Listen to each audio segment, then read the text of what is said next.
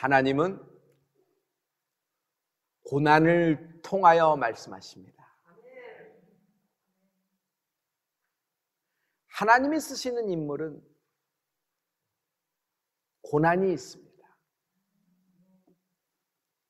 고난 없는 승리, 고난 없는 영광을 사모하고 원하지만 가짜입니다. 그런 마음을 마귀가 역이용하기도 합니다. 우리의 믿음은 성장되는 축복이 있기를 원합니다. 믿음이 성장될 때 하나님은 고난을 통하여 성장시키십니다. 고난을 통해 하나님이 음성을 들려주십니다. 하나님은 선물을 주시는 분이죠.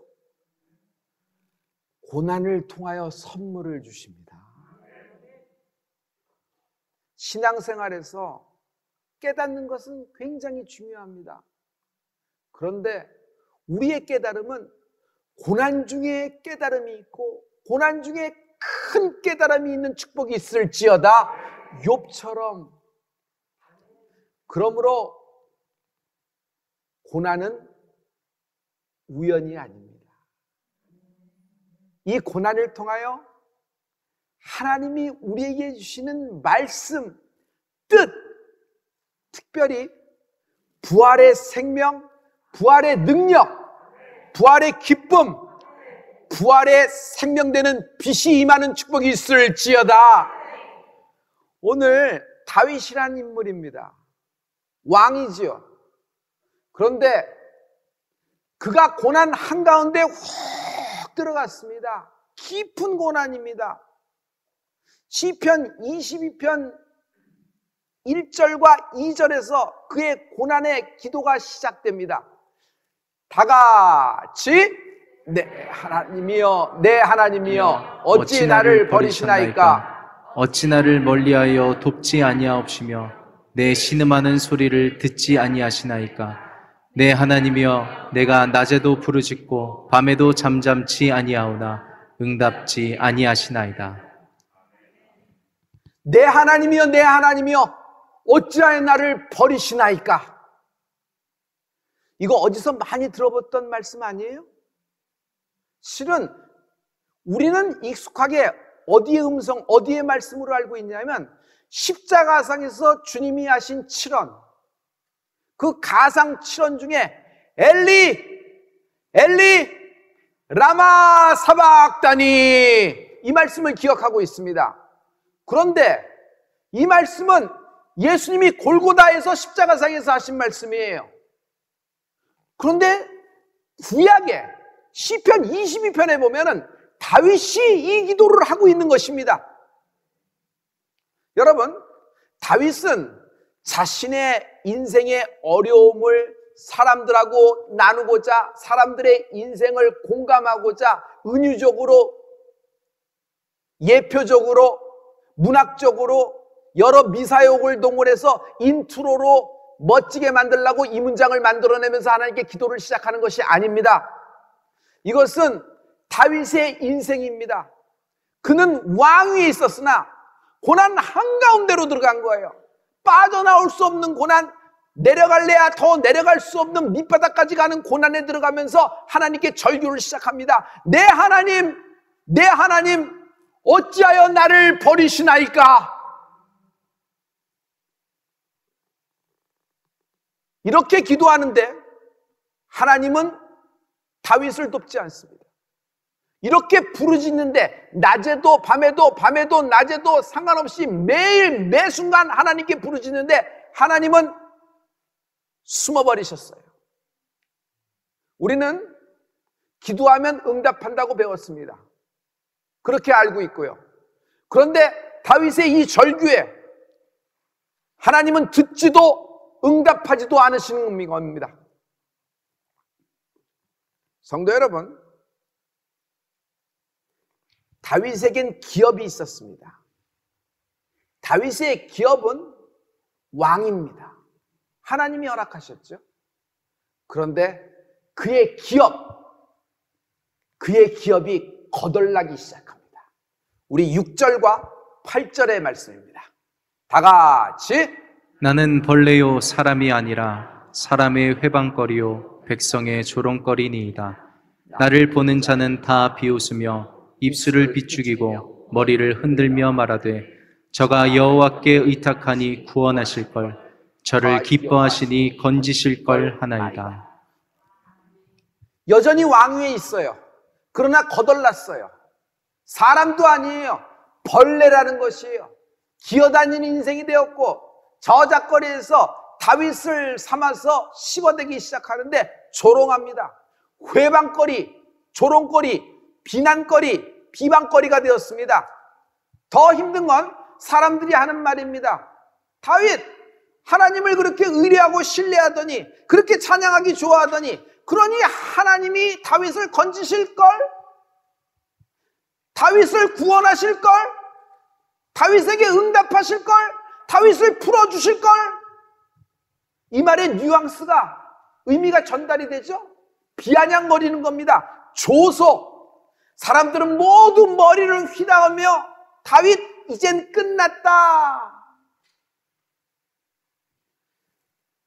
기업이 거듭날 다윗이 이번에는 육신이 거듭나기 시작합니다.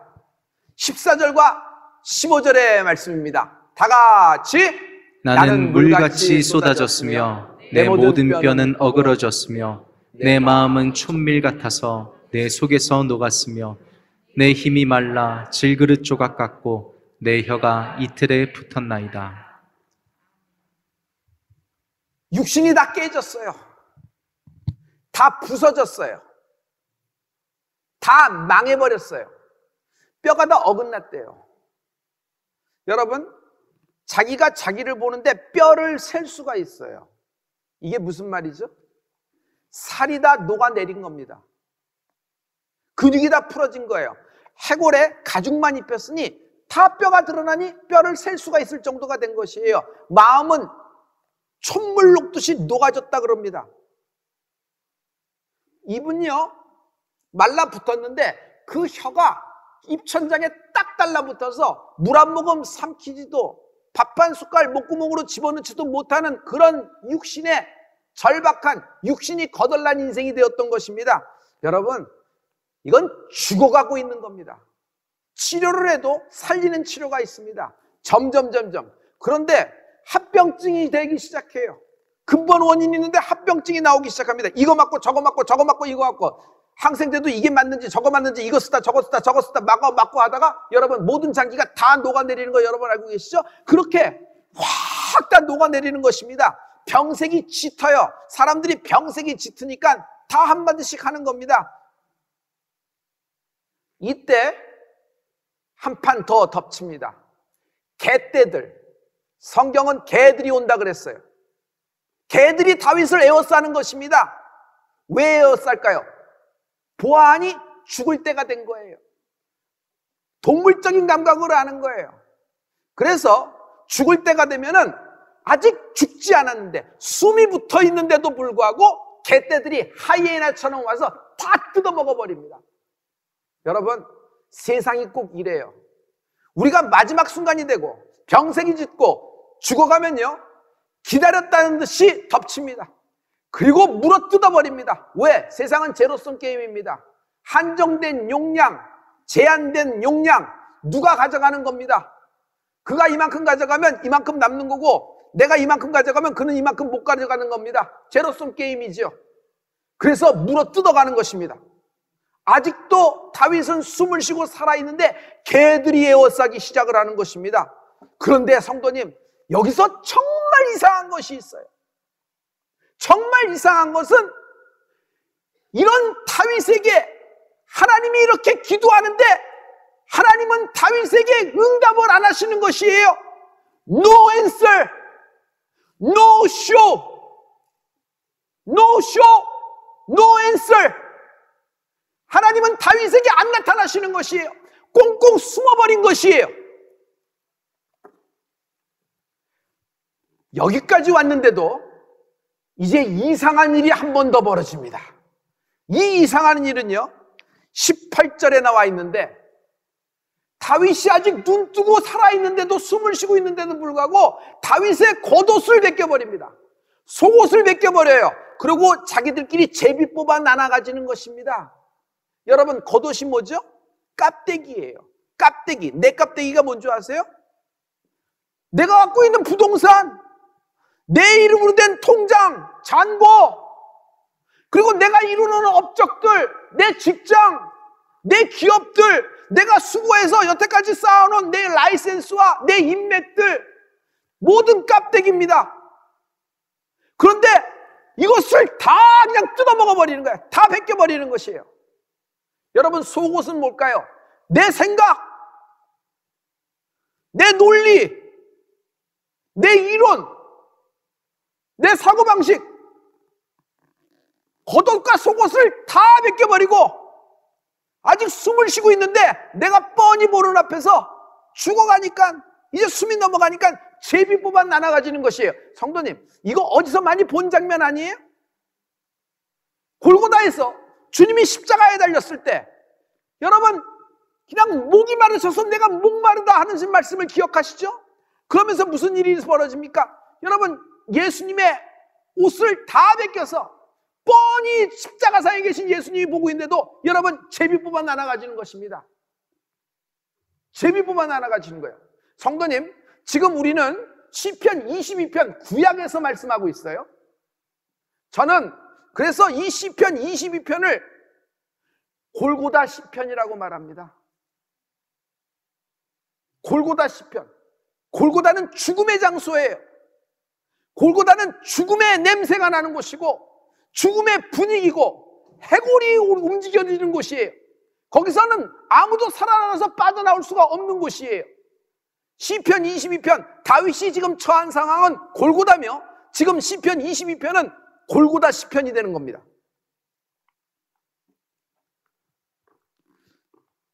죽음 앞에서 다윗은요, 고통을 잘 알고 있어요. 다윗이 당한 고통을 우리가 네 가지로 설명할 수 있어요. 첫째, 질고. 두 번째, 돈고. 세 번째, 사고. 네 번째, 맹고. 질고는 질병에서 나오는 고통입니다. 질병이 주는 고통이 있죠? 가족까지도 그 고통을 느끼죠. 여러분, 돈고. 돈이 주는 고통이에요. 물질이 확 막혀버려요. 뻔히 보고 있는데 다 날아가 버려요. 어디서 끌어쓸 수도 없어요. 모든 것이 막혀버렸습니다. 물질이 주는 고통, 이거는 사람을 옥죄는 겁니다. 목을 콱 막아버리는 것이에요. 사고, 사람이 주는 고통이 있어요. 그 사람이 주는 고통이 있어요. 그 관계에서 주는 고통이 있어요.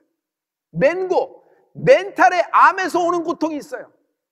정신적인 고통이 있어요. 이 모든 고통, 다윗은 지금 시편 22편에서 이 모든 고통의 절정을 안으면서 이렇게 기도하는데도 불구하고 하나님이 내게 응답도 안 해주시고 No answer, no show.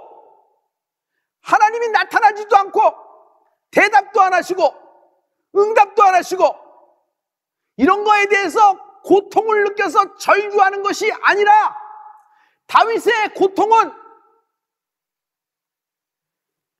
하나님과의 단절.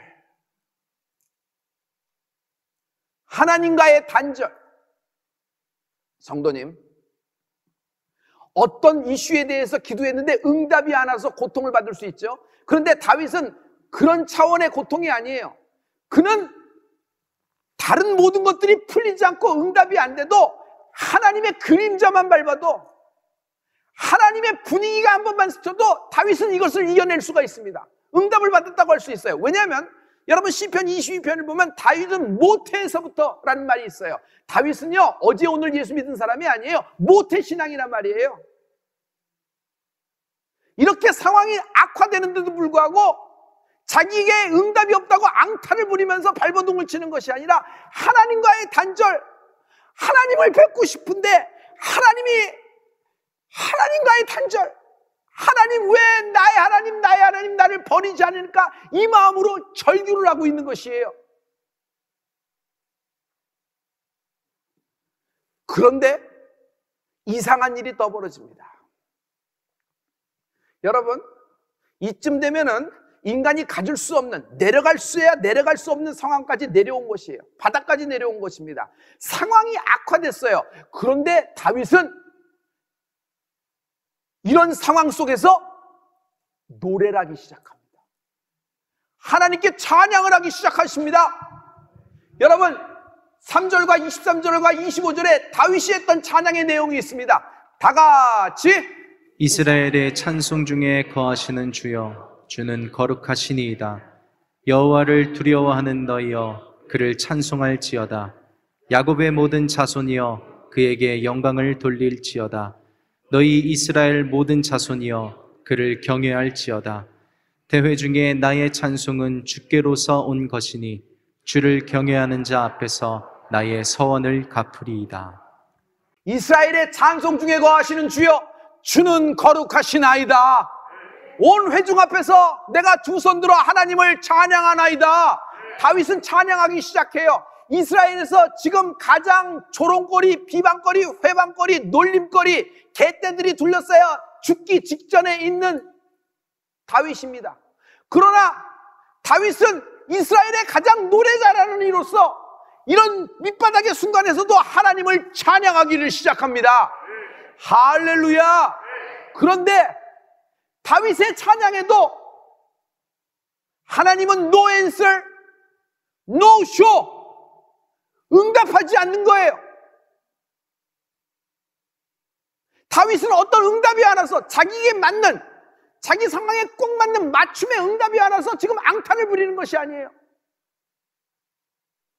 이 모든 것을 초월하면서도 하나님께 찬양하는데 하나님과의 단절감, 하나님과의 관계가 끊어진 거에 대해서 막 애쓰는 것이에요. 여러분, 다윗은 신유가 안 일어나도, 신혼이 안 일어나도 괜찮다는 거예요. 하나님과의 단절, 이것이 연결되기를 원하는데 하나님은 시편 22편 1절부터 마지막 절까지 위서부터 아래까지 훑어보더라도 거기에는 하나님의 나타나심이 없다. 하나님은 꽁꽁 숨어버린 듯이 no answer, no show. 그러나 다윗은 상황이 나빠졌는데도 이스라엘의 가장 노래 잘하는 이로서 하나님을 찬양하기 시작합니다. 그의 찬양에는 서원도 포함되어 있어요. 성도님, 서원 기도는 돋보기이다. 여러분, 집중적으로 하나님께, 여러분 이런 상황에서 서원해서 기도할 수가 있어요? 찬양도 그런데 서원 기도까지 할 수 있어요. 근데 다윗은 믿음의 중심을 잡고 있는 다윗을 봅니다. 인생이 가장 두려워하는 것이 죽음입니다. 죽음은 죽음과 함께 모든 것이 사라진다. 내 생에 일어났던 모든 것이, 재산도, 학벌도, 관계도, 내 이름으로 된 모든 것들, 내 명예도 다 사라집니다.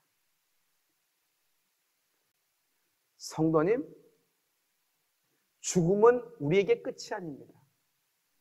죽음 다음에는 부활이 있다. 죽음 다음에는 부활이 있다. 성도님, 부활에 대해서는 설명할 필요도 증명할 필요도 없습니다. 왜냐하면 부활은 사건이다. 믿는 자에게는 앞으로 장차 일어날 나의 사건이며, 살아 생전에 부활의 생명, 부활의 능력, 부활의 생명의 빛이 임할지어다. 오늘 부활의 생명이 내게 임할지어다. 할렐루야. 이 부활의 사건이 내게 임하는 축복이 있을지어다. 부활의 생명, 부활의 영광, 부활의 능력, 부활의 빛이 임하라. 부활의 빛이 임하라. 오늘 이 부활의 생명을 말씀으로 경험하게 될 것입니다. 말씀으로 경험하게 될 것입니다.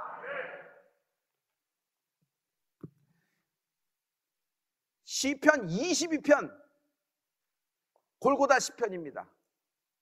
22편은 1절부터 마지막 절까지 죽음의 냄새, 죽음의 분위기, 죽음으로 가득 차 있습니다. 그러나 시편 22편에서 시편 23편으로 넘어가는 순간 갑자기 판이 바뀌어 버립니다. 사망의 음침한 골짜기가 갑자기 푸른 초장으로 변합니다. 성도님, 22장과 23장은 그랜드 캐년만한 간극이 있는 것이 아닙니다. 구만리장천으로 떨어져 있는 것이 아닙니다. 22장과 23장은 종이 한 장 차이입니다. 그런데 이 종이 한 장을 넘기면은 부활의 시편이 시작됩니다. 저는 시편 23편을 부활 시편이라고 칭합니다. 성도님, 오늘 말씀으로 주의 부활을 경험하게 될 것입니다. 할렐루야! 할렐루야! 할렐루야! 이 부활의 영광, 오늘 제가 시편 23편을 여러분 앞에 낭송하게 될 텐데, 여러분 영의 귀가 열려서 하나님의 감동이 있기를 축복합니다. 할렐루야! 할렐루야! 여호와는 나의 목자시니 내가 부족함이 없으리로다. 그가 나를 푸른 초장에 누이시며 쉴만한 물가로 인도하시는도다. 내 영혼을 소생시키시고 자기 이름을 위하여 의의 길로 인도하시는도다. 내가 사망의 음침한 골짜기로 다닐지라도 해를 두려워하지 않을 것은 주께서 나와 함께 하심이라. 주의 지팡이와 막대기가 나를 안위하시나이다. 주께서 내 원수의 목전에서 내게 상을 베푸시고 기름으로 내 머리에 바르셨으니 내 잔이 넘치나이다. 나의 평생의 선하심과 인자하심이 정녕 나를 따르리니 내가 여호와의 집에 영원히 거하리로다. 22장의 인생을 살았기 때문에 23장을 아는 것이, 22장은 없고 23장의 삶만 살라 그러면 큰 아쉬움이 있어요. 그리스도의 고난, 그리스도의 죽음, 그리스도의 부활의 영광이 임하는 은혜가 있을지어다. 그런데 그리스도의 고난, 그리스도의 죽음은 다 빼버리고 22장은 간 것도 없고 23장의 삶을 살려니까 여러분 여기서부터 삐그덕거리기 시작하는 것입니다.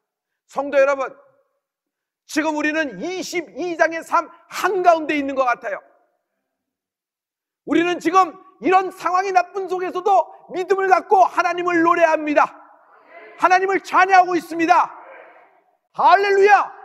할렐루야! 믿음으로 한 걸음씩 뛰는 은혜가 있을지어다. 믿음으로 한 걸음씩 뛰는 은혜가 있을지어다. 하나님은요, 우리에게 미래를 준비하고 계십니다. 우리에게서 부활의 첫째 날이 시작되는 은혜가 있을지어다. 여러분, 23장의 날은 단순하고 평범한 또 하루가 시작된 것이 아닙니다. 23장의 하루는, 그 23장의 시작은, 성도 여러분, 하나님이 계획하신, 하나님이 나를 위해 예비하시고 준비하신 그 미래가 시작될 것이다.